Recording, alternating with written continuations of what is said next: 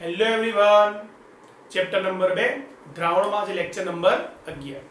આજે આપણે એક ખૂબ જ અગત્યની થિયરી રાઉલ્ટનો નિયમ જોઈશું, જે પ્રવાહી દ્રાવણના બાષ્પ દબાણ માટે રાઉલ્ટનો નિયમ અથવા બાષ્પશીલ દ્રાવ્ય અને બાષ્પશીલ દ્રાવક માટે રાઉલ્ટના નિયમ તરીકે ઓળખાય છે. તો ચાલો થિયરી જોઈએ. હવે આપણે કીધું કે ભાઈ બાષ્પશીલ દ્રાવ્ય અને બાષ્પશીલ દ્રાવક.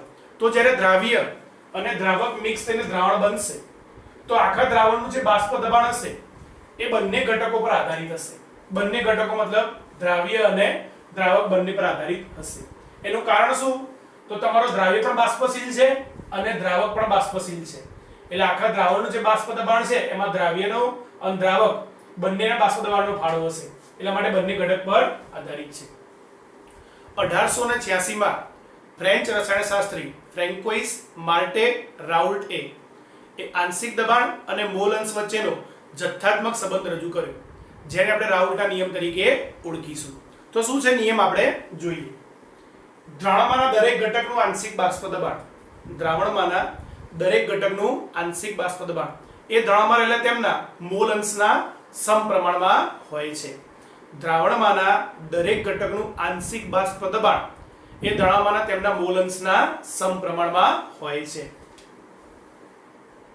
આંશિક બાષ્પ દબાણ એ તેના રહેલા મોલ અંશના સમપ્રમાણમાં હોય છે. આવો જ એક નિયમ આપણે હેનરીના નિયમ તરીકે પણ જોયું હતું, બરાબર છે. ચાલો હવે આગળ જોઈએ. ધારો કે દ્વિઅંગી દ્રાવણમાંના ઘટકોને આપણે 1 અને 2 વડે દર્શાવીએ. દ્વિઅંગી દ્રાવણ એટલે કે જે દ્રાવણ ફક્ત બે જ ઘટકો હોય, અહીંયા એક દ્રાવ્ય છે અને એક દ્રાવક છે.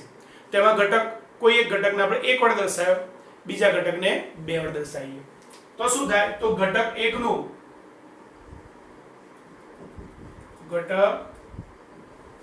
નું આંશિક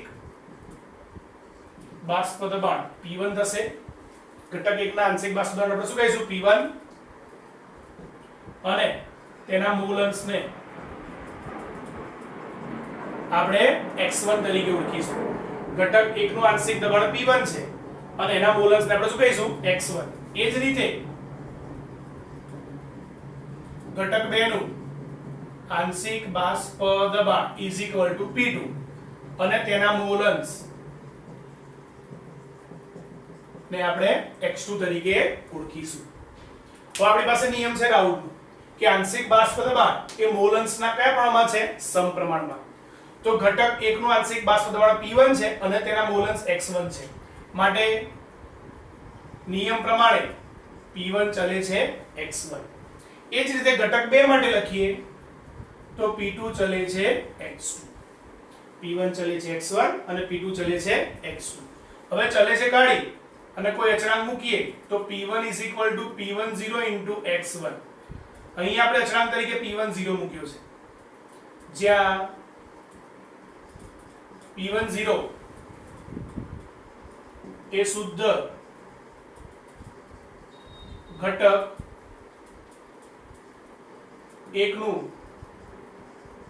બાષ્પ દબાણ છે. શુદ્ધ ઘટકનું બાષ્પ દબાણ છે, પણ આ એક ઘટક 1 માટે લખીને શુદ્ધ ઘટક 1 નું બાષ્પ દબાણ છે. એ જ રીતે P2 P20 x2. P2 P20 x2, જ્યાં P20 એ શુદ્ધ ઘટક 2 નું બાષ્પ દબાણ છે. P1 ચલે છે x1, ચલે છે કાઢી ઇક્વલ ટુ મૂકે તો P1 P10 x1. એ જ રીતે P2 ચલે છે x2, તો P2 P20 x2, જ્યાં P10 શું છે અને P20 શું છે આપણે લખ્યું. હવે આપણી પાસે ડાલ્ટનનો આંશિક દબાણનો નિયમ છે. નિયમ ખબર છે કે દ્રાવણનું કુલ દબાણ એ અંદર રહેલા બધા ઘટકોના આંશિક દબાણના સરવાળા બરાબર થાય. તો રાઉલ્ટના નિયમ મુજબ દ્રાવણનું કુલ દબાણ, દ્રાવણનું કુલ બાષ્પ દબાણ P total P1 P2. આપણે 11મા ધોરણમાં જોઈ ગયા છીએ. હવે તમારી પાસે P1 ની કિંમત છે, P1 P10 x1, જે અહીંયા મૂકી દઈશું. માટે P total P10 into x1 એ જ રીતે P2 બરાબર શું મૂકીશું P20 into x2 P20 into x2 હવે બીજી એક વસ્તુ કે દ્રાવણમાં જેટલા બી ઘટકો હોય બધા જ ઘટકોના મોલ અંશનો સરવાળો હંમેશા કેટલો થાય 1 અહીં આપણી પાસે કેટલા ઘટકો છે 2 તો બંને ઘટકોના મોલ અંશનો સરવાળો x1 plus x2 બરાબર શું થશે 1 થશે હવે એમાંથી x1 ના કરતા બનાવો તો x1 બરાબર શું થશે 1 minus x2 તો અહીં x1 ની જગ્યાએ કિંમત મૂકી દઈશ 1 minus x2 એટલે p total is equal to p10 into 1 minus x2 plus p20 into x2 હવે કૌંસ છોડીએ p total is equal to p10 ગુણ્યા 1 तो P10 minus P10 into x2 तो P10 into x2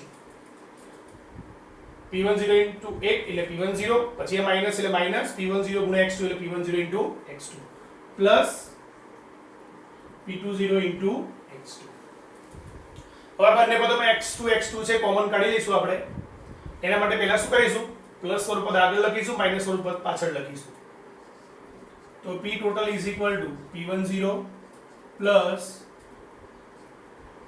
P20 into x2 minus P10 into x2 plus स्वरूप पद में आगे लख्યું minus स्वरूप पद पाछળ લખ્યું तो P total is equal to P10 plus આમાંથી x2 કોમન કાઢી લઈએ તો અહીંયા શું બાકી રહેશે P20 અહીંયા વચ્ચે માઈનસ ના માઈનસ અહીંયા P10 અને શું કોમન કાઢ્યું આપણે x2 આ જે કોમન કાઢે કૌંસની આગળ પણ લખી શકાય કૌંસની પાછળ પણ લખી શકાય તો આપણને p total એક સૂત્ર મળ્યું કે p total is equal to p10 plus p20 minus p10 into x2 બરાબર આ સૂત્રને બીજી રીતે પણ લખી શકાય અહીં આપણે x1 ની કિંમત મૂકી એની જગ્યાએ x2 ની કિંમત મૂકીએ તો પણ આપણે બીજું એક સૂત્ર મળે તેમાં p10 ની જગ્યાએ p20 આવે p20 ની જગ્યાએ p10 આવે પછી આ p10 ની જગ્યાએ p20 આવે અને x2 ની જગ્યાએ x1 આવે इन शॉर्ट જ્યાં 1 છે ત્યાં 2 આવે જ્યાં 2 છે ત્યાં 1 આવે એ પણ આપણે જોઈએ તો પહેલા અહીંયા નિયમ જોઈ લઈશું ધ્યાનથી એકવાર બરાબર બંને વચ્ચે સંબંધ દર્શાવીશું અને એના પરથી આપણે કુલ દબાણનું સૂત્ર મેળવીશું બરાબર આના પછી આપણે બીજું સૂત્ર પણ જોઈ લઈએ ધ્યાનથી એકવાર જોઈ લો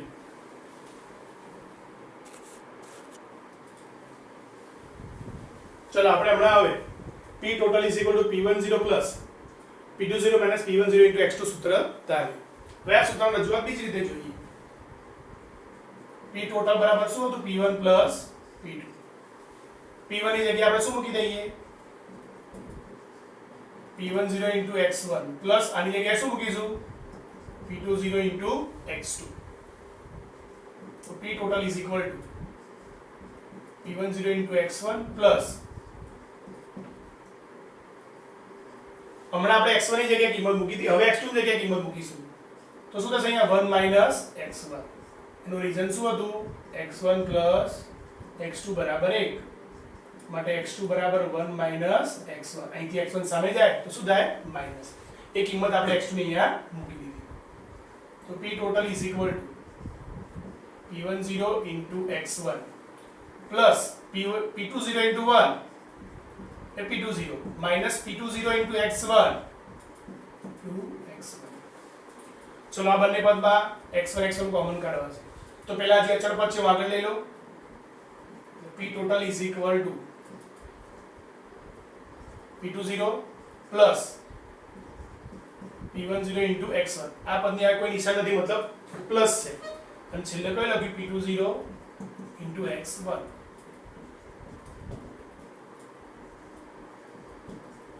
તો શું કોમન કાઢીશું અહીંથી x1 તો કૌંસમાં શું બાકી રહેશે p10 minus p20 into x1 આ મળ્યું આપણને બીજું સમીકરણ બંને સમીકરણ સાબિત કરવાની જરૂર નથી આપણે થિયરીમાં તમે આ સાબિત કર્યું સમીકરણ 1 કે p total is equal to p10 plus p20 minus p10 into x2 પછી નીચે લખી તેવી જ રીતે આ સમીકરણ પણ લખી શકાય તો તમે સમીકરણમાં જોઈ શકો જ્યાં 1 હશે ત્યાં 2 હશે અને જ્યાં 2 હશે ત્યાં શું હશે 1 હશે બરાબર છે એટલે યાદ શું રાખીશું कि जो અહીંયા p10 હોય તો કોષમાં 2 માંથી 1 બાદ કરવાનો અને પાછળ મોલન્સ 2 ના હોય અહીં 1 હોય તો મોલન્સ 2 ના હોય અહીંયા 2 હોય તો મોલન્સ 1 ના હોય અને કોષમાં 1 માંથી 2 બાદ કરવાનો चलो બંને સમીકરણ યાદ રહેશે. આ સમીકરણ પરથી મળતા તારણો અથવા એનું અર્થઘટન શું થઈ શકે? બરાબર. તો સૌથી પહેલું આપણે શોધીશું દ્રાવણનું કુલ દબાણનું સૂત્ર અથવા દ્રાવણના કુલ બાષ્પ દબાણનું સૂત્ર. તો દ્રાવણનું કુલ બાષ્પ દબાણ P ટોટલ એ કોઈ એક ઘટકના મોલ અંશ સાથે સંબંધિત છે.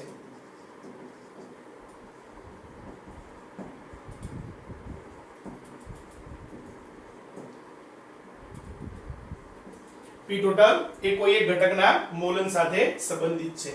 જોઈ શકીએ સૂત્ર P ટોટલ એ x2 સાથે સંબંધિત છે અથવા x1 સાથે પણ સંબંધિત છે. બરાબર. પછી દ્રાવણનું કુલ દબાણ P ટોટલ એ કોઈ એક ઘટકના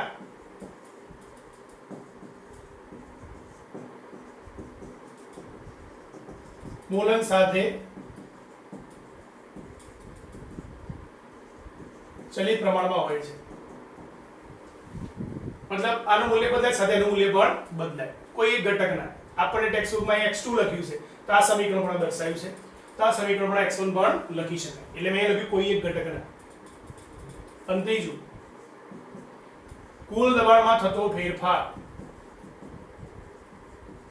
કુલ દબાણમાં થતો ફેરફાર. આ કુલ દબાણ મતલબ P ટોટલ નો કે કુલ દબાણ છે એમાં થતો ફેરફાર એ કોઈ એક ઘટકના ફેરફાર પર આધારિત છે અથવા સંબંધિત છે. મતલબ કોઈ એક ઘટકના મોલ અંશ કોઈ એક ઘટકના મોલ અંશના કોઈ એક ઘટકના મોલ અંશના ફેરફાર પર આધારિત છે. એટલે કુલ દબાણમાં થતો ફેરફાર કોઈ એક ઘટકના મોલ અંશના ફેરફાર પર આધારિત છે. મતલબ કોઈ એક ઘટકના મોલ અંશ બદલાય તો સામે એનું કુલ દબાણ પણ શું થાય? બદલાય. આ એના તારણો અથવા એના પરથી મળતા અર્થઘટન છે. બરાબર. હવે આપણે એની આલેખ દ્વારા રજૂઆત જોઈએ કે આલેખ દ્વારા રજૂઆત કેવી હોઈ શકે.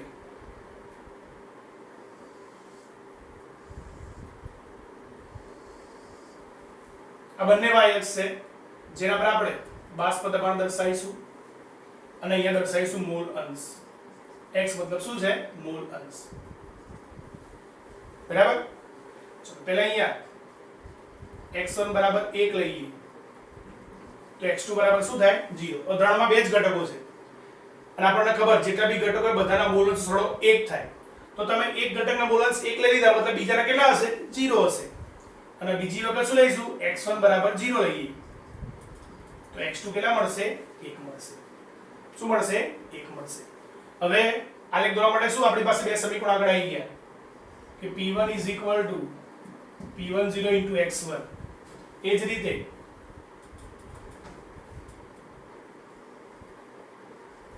p2 p20 x2. આપણે x1 ની વાત કરી. પેલો x1 બરાબર 1 મૂકું. જો x1 બરાબર 1 લઉં તો મને શું મળે? અહીંયા કિંમત 1 મૂકું 1 ગુણ્યા p10 એટલે ફક્ત શું મળે? p10. તો p1 બરાબર p10 મળે. એ ઘટક 1 નું આંશિક બાષ્પ દબાણ એના શુદ્ધ ઘટકના બાષ્પ દબાણ જેટલું થાય. એટલે અહીંયા x1 બરાબર 1 હોય x1 બરાબર 1 તો બાષ્પ દબાણ કોણ બરાબર? p10 બરાબર પડે. જે y અક્ષ પર ગમે તે આપણે દર્શાવી શકીએ. સમજો કે એને મેં અહીંયા દર્શાવ્યું. આ મળ્યું p10 જે શુદ્ધ ઘટક 1 નું બાષ્પ દબાણ છે. હવે આ બાજુ લેવું છે તો હું x1 બરાબર શું લઉં? 0. અહીં x1 બરાબર 0 છે. તો x1 બરાબર 0 મૂકું તો શું થાય? x1 0 મૂકું તો 0 ગુણ્યા p10 એટલે આખું 0 થઈ જાય. તો તમારો p1 શું મળે? 0 મળે. શું મળે? 0. તો x1 જ્યારે 0 હોય ત્યારે તમારો p1 0 મળે મતલબ અહીંયા મળે ઉગમ બિંદુમાં. તો તમારો આલેખ દોરી શકાય. આ p1 માટેનો આલેખ.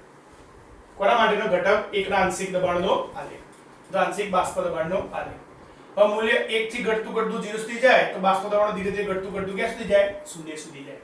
બાકીના મૂલ્યો માટે આલેખ વચ્ચે જોઈ શકાય. બરાબર. આ જ વસ્તુ આપણે બીજા માટે જોઈએ p2 માટે. તો જ્યારે x2 બરાબર 0 હોય x2 બરાબર શું હોય? 0. તો અહીંયા 0 મૂકી દઉં તો આખું પદ 0 થઈ જાય. તો p2 બરાબર શું આવે? 0 આવે. p2 બરાબર 0. તો જ્યારે તમારો x2 0 છે અહીંયા ત્યારે p2 તમારો 0 આવ્યો. 0 मतलब અહીંયા ઉગમ બિંદુ બાષ્પ દબાણ આવે અને જ્યારે x2 બરાબર 1 હોય અહીંયા 1 મૂકીએ 1 ગુણ્યા P20 એટલે શું આવે P20 તો તમારો P2 શું થાય P20 તો જ્યારે x2 બરાબર 1 છે ત્યારે તમારે અહીંયા કોઈ બાષ્પ દબાણ શું મળશે P20 સમજો કે અહીંયા આપણને P20 મળે છે આ શું મળે P20 તો તમારા આ થયો બીજો આલેખ ઘટક 2 ના આંશિક બાષ્પ દબાણનો આલેખ બરાબર આ ઘટક 1 માટેનો આ ઘટક 2 માટે અને જ્યારે તમે P10 થી P20 જોડો તો તમને મળે કુલ દબાણનો આલેખ એટલે P total P1 P2 આ મળ્યું કુલ બાષ્પ દબાણ આ મળ્યું તમારા ઘટક 1 માટે તો P1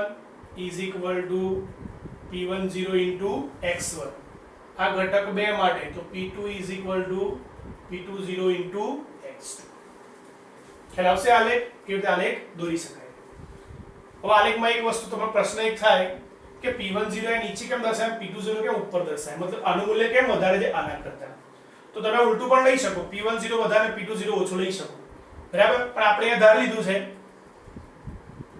કે ધારો કે P10 શું છે P20 મતલબ ઘટક 2 નું બાષ્પ દબાણ વધારે છે કોના કરતા ઘટક શુદ્ધ ઘટક 2 નું બાષ્પ દબાણ એ શુદ્ધ ઘટક 1 ના બાષ્પ દબાણ કરતા વધારે છે હવે બાષ્પ દબાણ ક્યારે વધારે હોય તો આપણને ખબર પડે કે જે વધારે બાષ્પશીલ હોય એની બાષ્પ વધારે બને અને જેમ વધારે બાષ્પ બને મતલબ એના દ્વારા લાગતું બાષ્પ દબાણ કેવું હોય વધારે હોય તો આપણે માની લઈએ છીએ કે તમારો ઘટક 2 જે છે એ ઘટક 2 વધારે બાષ્પશીલ છે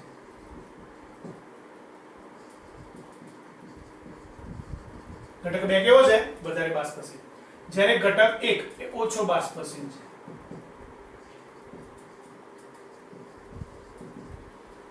આ વધારે ઓછો બાષ્પશીલ મતલબ ખ્યાલ આવ્યો કે વધારે બાષ્પશીલ એટલે શું વધારે બાષ્પશીલ હોય ઘટક 2 એટલે એની બાષ્પ વધારે બને જેમ વધારે બાષ્પ બને એમ બાષ્પ દ્વારા પ્રવાહી સપાટી પર લાગતું દબાણ પણ કેવું હોય એમ બાષ્પ દબાણ વધારે હોય એટલે આના કરતા વધારે બાષ્પશીલ છે એટલે એની બાષ્પ વધારે હશે એટલે એનું બાષ્પ દબાણ પણ કેવું હશે વધારે કોના કરતા આના કરતા આનાથી ઉલટું પણ આપણે લખી શકીએ અને બીજું કુલ દબાણમાં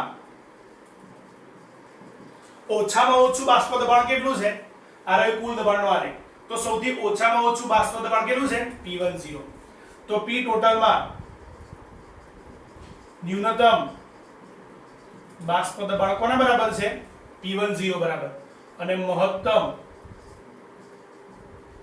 બાષ્પ દબાણ કોના બરાબર છે P20 બરાબર P ટોટલમાં ન્યૂનતમ બાષ્પ દબાણ P10 બરાબર છે અને મહત્તમ બાષ્પ દબાણ P20 બરાબર છે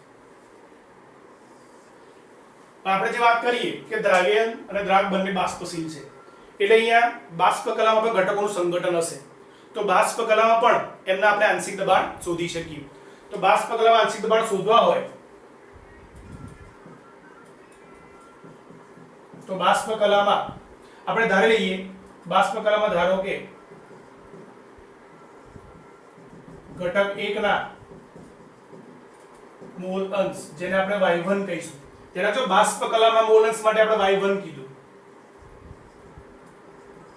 અને ઘટક 2 ના મોલ અંશને આપણે y2 કહીએ તો આપણે 11મા ધોરણમાં ડાલ્ટનના આંશિક દબાણ ના નિયમમાં એક સૂત્ર શીખી ગયા હતા કે કોઈ પણ ઘટકનું આંશિક દબાણ શોધવું હોય તો આંશિક દબાણ બરાબર એના મોલ અંશ ગુણ્યા કુલ દબાણ સૂત્ર અહીં લખું છું કોઈ પણ ઘટકનું આંશિક દબાણ બરાબર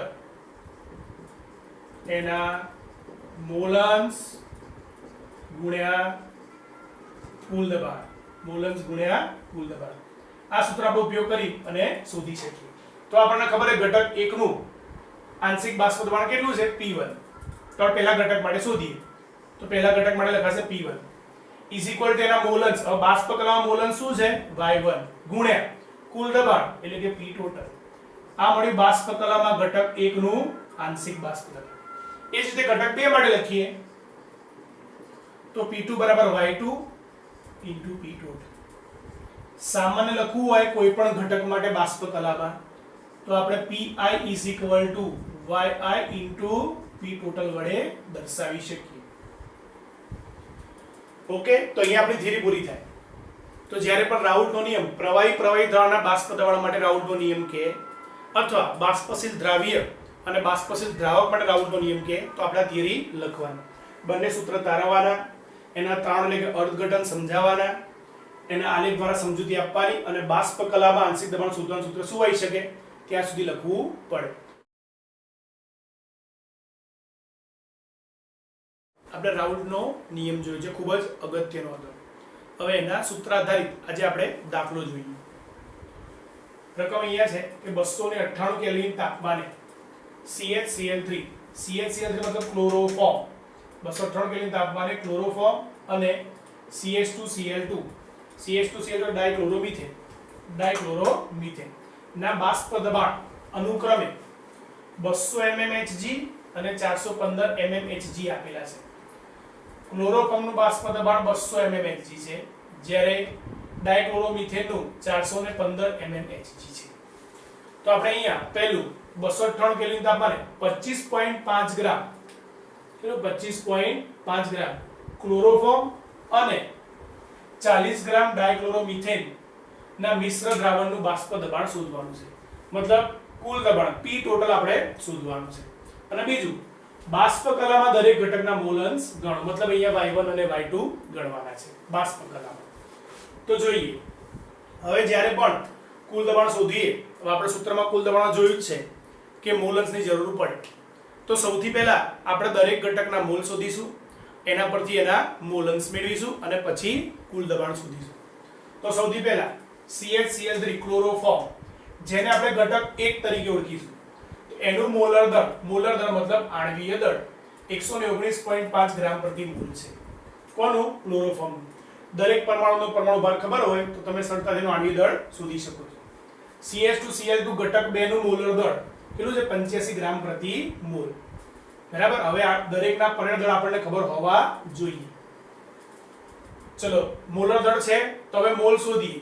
મોલ માટે સૂત્ર શું? મોલ બરાબર વજન ભાગ્યા આણ્વીય દળ અથવા મોલર દળ. તો અહીંયા ક્લોરોફોર્મના મોલ બરાબર એનું વજન ભાગ્યા એનું આણ્વીય દળ. ક્લોરોફોર્મનું વજન રકમમાં કેટલું આપ્યું છે? 25.5 ગ્રામ ક્લોરોફોર્મ, તો એનું વજન 25.5 ભાગ્યા એનું મોલર દળ અથવા આણ્વીય દળ કેટલું? 119.5. ભાગાકાર કરીશું તો જવાબ આપણને 0.213 મોલ મળશે. આ મળ્યા ક્લોરોફોર્મના મોલ. એ જ રીતે ડાયક્લોરોમિથેનના મોલ શોધે એનું વજન ભાગ્યા આણ્વીય દળ. એનું વજન કેટલું છે? 40 ગ્રામ રકમમાં આપેલું છે. ભાગ્યા આણ્વીય દળ અથવા મોલર દળ કેટલું? 85. ભાગાકાર કરીએ તો 0.47 મોલ મળે. પછી કુલ મોલ, તો બંનેના મોલનો સરવાળો એટલે આપણને શું આપે? કુલ મોલ. હવે આપણે સૂત્ર વાપરીએ મોલ અંશનું. બરાબર. કોઈ એક ઘટકના મોલ અંશ શોધી લીધા. અહીંયા મેં શોધ્યા છે બીજા ઘટકના મોલ અંશ XCH2Cl2. આપણો ડાયક્લોરોમિથેન. પણ આપણે ઘટક 2 કીધું એટલા માટે હું X2 લખી શકું. બરાબર. કુલ મોલ પછી આપણે અહીંયા જઈએ છીએ એટલે X2 બરાબર ઘટકના મોલ ભાગ્યા કુલ મોલ. ઘટક એટલે કોણ? અહીંયા ડાયક્લોરોમિથેન, એના મોલ ભાગ્યા કુલ મોલ. તો ડાયક્લોરોમિથેનના મોલ આ રહ્યા 0.47 ભાગ્યા કુલ મોલ 0.683. બેનો ભાગાકાર કરીશું તો 0.688 આપણને મોલ અંશ મળશે. કોના? ઘટક 2 નો. હવે આપણને ખબર છે કે દ્રવણમાં જેટલા બી ઘટકો છે એ બધા ઘટકોના મોલ અંશનો સરવાળો 1 થાય. આપણે આ બે જ ઘટક છે એટલે x1 x2 બરાબર 1. એ સૂત્રનો ઉપયોગ કરીશું. x1 x2 બરાબર 1. તો આપણી પાસે x2 છે તો x1 મળી જાય. x2 સામે લઈ જાઓ તો શું થાય? 1 x2. શું થાય? 1 x2. x1 અહીં x2 ની કિંમત મૂકી દીધી. સામે લઈ ગયા તો માઈનસ થઈ ગઈ. એકમાંથી બાદ કરો તો તમને x1 મળે 0.312. તો તમને x1 એ મળી ગયો, x2 મળી ગયો. હવે તમારી પાસે બે સૂત્રો હતા. કાં તો અહીંયા P10 વાળું સૂત્ર મૂકો કે સામે x2 આવે, અથવા P20 વાળું મૂકો જે x1 આવે. બંનેમાંથી કોઈ પણ સમીકરણ વાપરી શકાય. આપણે આ સમીકરણ લખ્યું P total P10 પ્લસ કૌંસમાં P20 P10 x2. હવે P10 શું? તો તમારો જે ઘટક 1 છે મતલબ ક્લોરોફોર્મ, એનું જે બાષ્પ દબાણ આપ્યું છે એ તમારું P10. આ તમારું P10 છે 200 mmHg, એ તમારું P10. અને એ જ રીતે બીજા ઘટક માટે આપ્યું છે ઘટક 2, એ તમારું P20. આ 415 તમારું P20 છે. અને અહીંયા બાષ્પ દબાણનો એકમ mmHg આપેલો છે. બંને એકમ સરખા જ છે. ચલો સૂત્રમાં કિંમત મૂકીએ. P10 200 mmHg પ્લસ P20 એટલે 415 માઈનસ P10 એટલે ફરી 200 કૌંસની બહાર x2 તો બીજા ઘટકના મોલ 0.688. બાદબાકી કરીશું, આ બંનેનો ગુણાકાર કરીશું એટલે જવાબ કેટલો આવશે 147.9. આગળ તો 200 છે, 200 + 147.9, 200 ને 347.9 mmHg. આ મળ્યું આપણને કુલ દબાણ. એટલે આપણને પહેલી વસ્તુ જે પૂછી હતી કે ભાઈ મિશ્ર દ્રાવણનું બાષ્પ દબાણ ગણો, તો આપણને મિશ્ર દ્રાવણનું કુલ બાષ્પ દબાણ શોધી કાઢ્યું. P ટોટલ બરાબર 347.9 mmHg. હવે બીજું શું કીધું છે, બાષ્પ કલામાં દરેક ઘટકનો મોલ અંશ ગણો.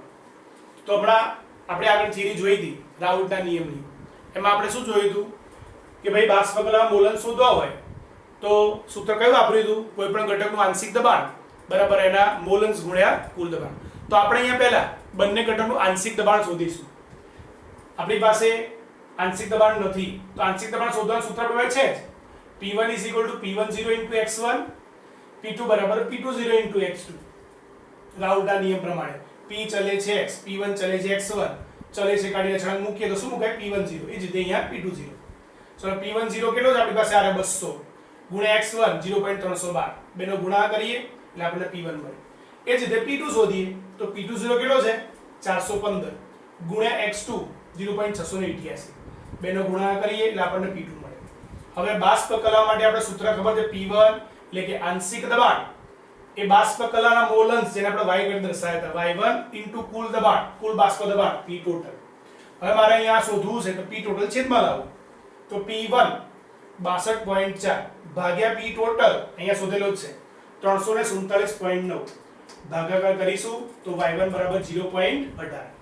આ જ રીતે આપણે આ સૂત્ર ઉપયોગ કરીને y2 શોધી શકીએ, પણ આપણને ખબર છે કે બે જ ઘટકો છે તો બેના ઘટકનો મોલ અંશ સરળ કેટલો થાય 1. તો ડાયરેક્ટ y2 શોધવા હોય તો 1 - y1 કરીએ, કારણ કે y1 + y2 = 1. તો y2 કરતા બને y1 આમ જાય તો 1 - y1, તો 1 - 0.18 તો 0.82. ઓકે, તો દાખલો ધ્યાનથી જોઈ લો અને નોંધી લો. પછી એક નાની થિયરી આપણે જોઈએ. ચલો એક્ઝામ્પલ પછી આપણે એક નાની થિયરી જોઈએ. હેનરીના નિયમના વિશિષ્ટ કિસ્સા તરીકે રાઉલ્ટનો નિયમ. તો આપણે હેનરીનો નિયમ પણ જોઈ ગયા અને રાઉલ્ટનો નિયમ પણ જોયો આપણે. આપણે રાઉલ્ટના નિયમ અનુસાર ખબર છે કે કોઈ પણ ઘટકનું આંશિક દબાણ એ તેના મોલ અંશના સમપ્રમાણમાં હોય છે. પછી ચલે છે કાઢીને આપણે P10 મૂકેલો છે તો સૂત્ર આપણી પાસે શું છે P1 = P10 * x1. તે રાઉલ્ટના નિયમ આધારિત આંશિક બાષ્પ દબાણ છે ઘટકનું શોધવા માટે. એટલે હેનરીના નિયમ અનુસાર P = kh * x, એટલે કે આંશિક દબાણ એ મોલ અંશના સમપ્રમાણમાં હોય છે. સમપ્રમાણ કાઢીએ, ચલે છે કાઢીએ ઇક્વલ ટુ કરીને શું મૂક્યો kh, અને kh ને આપણે શું કીધું હતું હેનરીનો અચળાંક. શું કીધું હેનરીનો અચળાંક. અહીંયા h દ્રાવ્યતા દર્શાવે છે. હેનરીના નિયમમાં આપણે શું કરી દીધું કે દ્રાવ્યતા દર્શાવવા માટે આપણે કોનો ઉપયોગ કર્યો હતો મોલ અંશનો. તો બંને સમીકરણ સરખાવો તો સરખાવતા આપણને શું સરખું મળે P10 અને kh, બાકી ધન સરખી છે. આ આંશિક દબાણ છે, આ આંશિક દબાણ છે બરાબર, આ મોલ અંશ છે, આ મોલ અંશ છે. તો P10 = kh મળે. પણ બંને ઘટકો એટલે P10 અને kh બંને અલગ છે. કેમ? રાઉલ્ટના નિયમ અનુસાર એ શું દર્શાવે છે બાષ્પ દબાણ દર્શાવે છે, જ્યારે હેનરીના નિયમમાં kh એ તેની દ્રાવ્યતા દર્શાવે છે. શું દર્શાવે છે દ્રાવ્યતા. સરખાવતા મૂલ્ય આપણને સરખા મળે. ઓકે, તો આ લેક્ચરમાં આટલું જ. તો એ કરતા આગળ વધતા